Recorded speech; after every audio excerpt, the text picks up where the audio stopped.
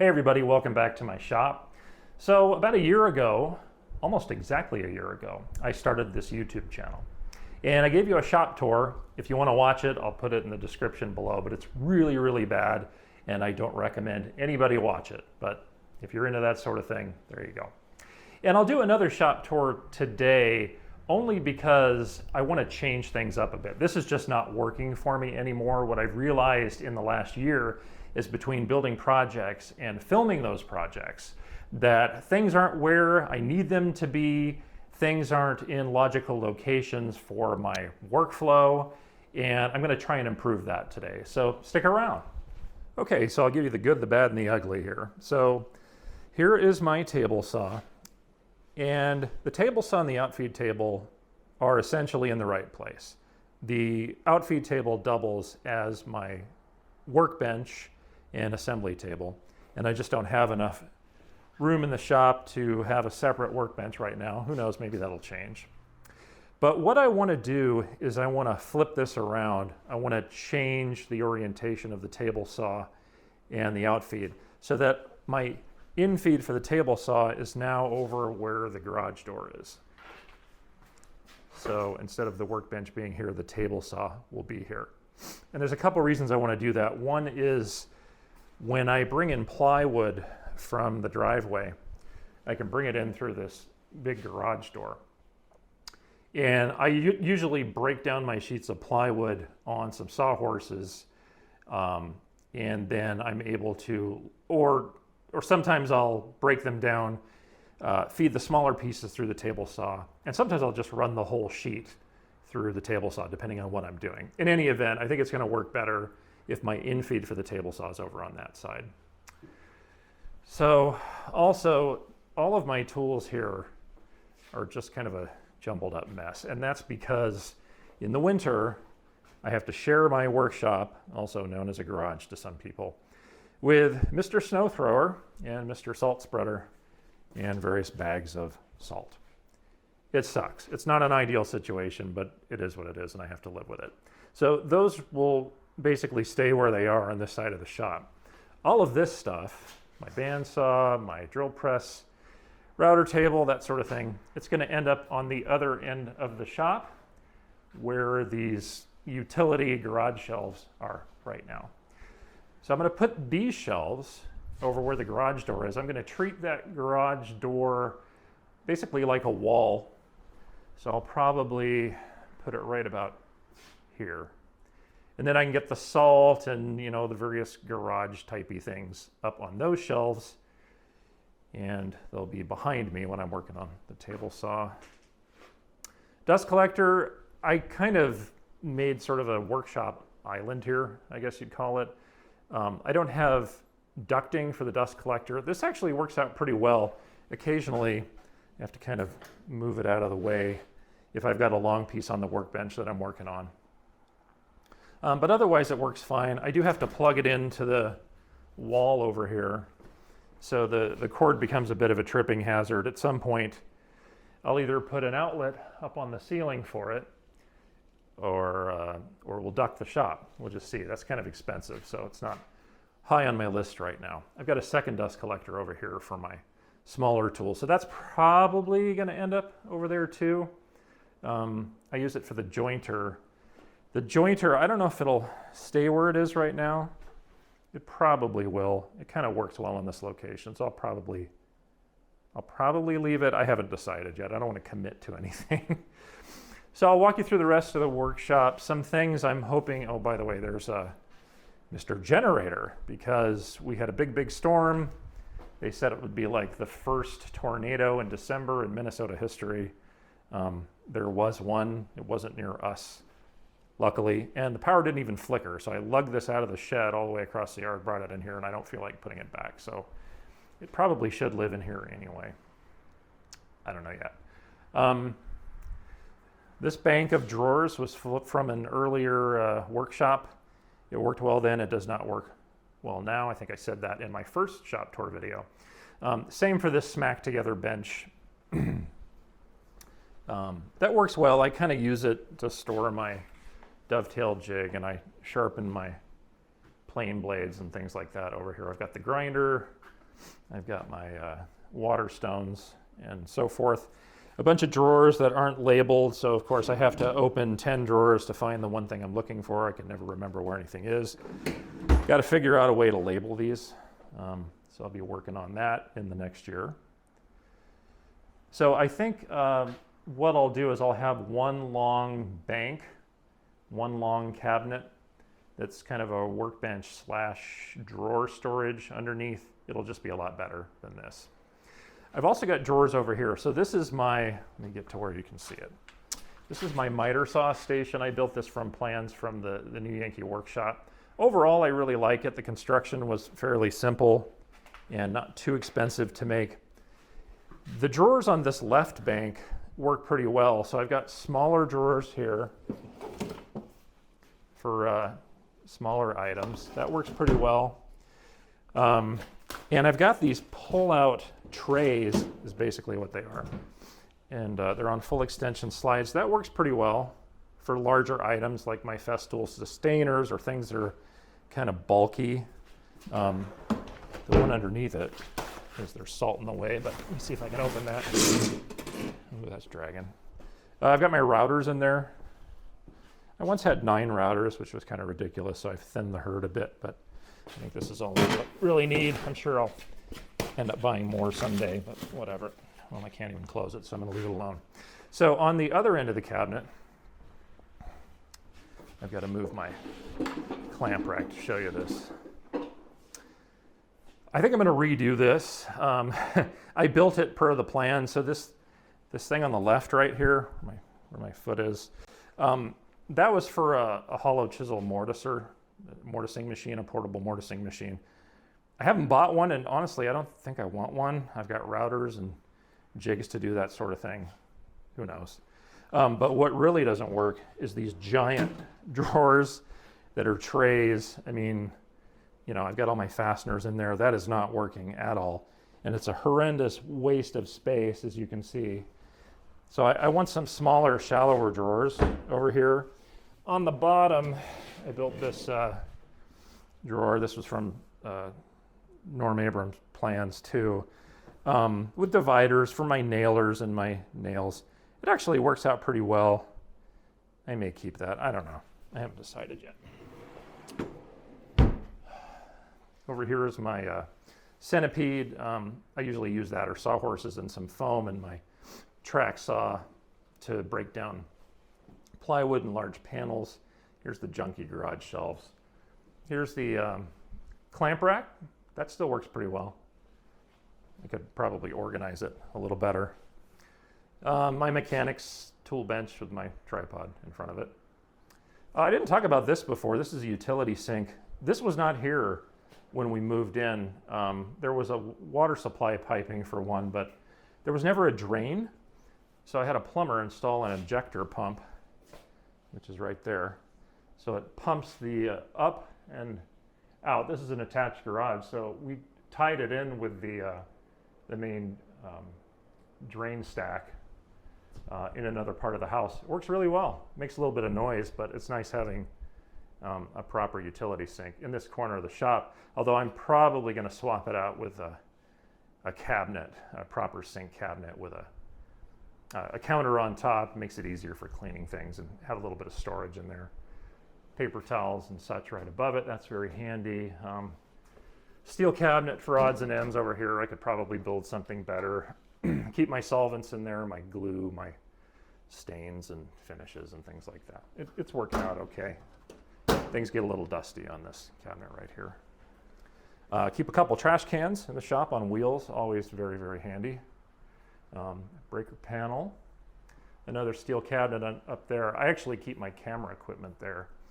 And these are just some of those, I don't know if they're Triton or Bora or whoever opens the company now that makes these racks for lumber, but that's actually working pretty well for smaller pieces. For bigger pieces or slabs or things like that, I've got a shed out back that I'll probably store some larger pieces in. So that's pretty much it for the shop. I think I need to just shut up now and get to work.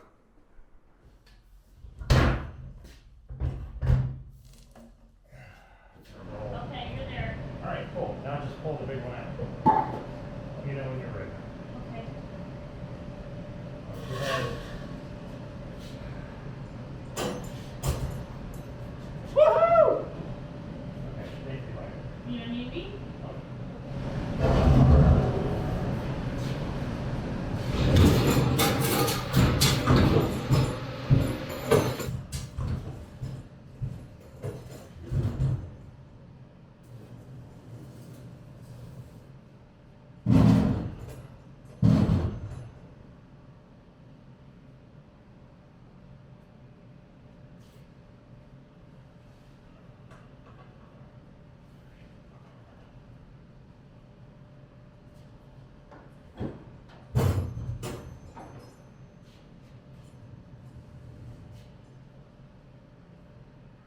So I got to thinking about it as I was monkeying around with all this stuff. And I want to leave this area by the garage door unobstructed by those garage shelves. I'm not going to put those over here because it would make it really difficult for me to get access to my guide rail that I use with my track saw a lot. So I want to be able to get at that easily. I also like these tools right here being close to the dust collector that I typically leave in this corner over here. So I was left wondering what to do with those bags of salt. Well, I have this open area below my drill press and sanding station sand. I've got a mobile base for it right here. And I intended to build drawers under here and I just never did. And I'm thinking I probably don't need them. So I just put a piece of plywood in there and I've got the bags of salt sitting on there. It actually adds a little bit of stability to this whole thing. So I don't have a problem with that. So now I can easily fill the fertilizer spreader that I use to spread salt on the driveway when it gets really bad here in the winter. So I think that'll work okay. Still undecided on the jointer location. I did get the saw flipped around, as you saw, with help from my wife. Thanks very much, honey. And so I've got to figure out everything on that side of the shop now.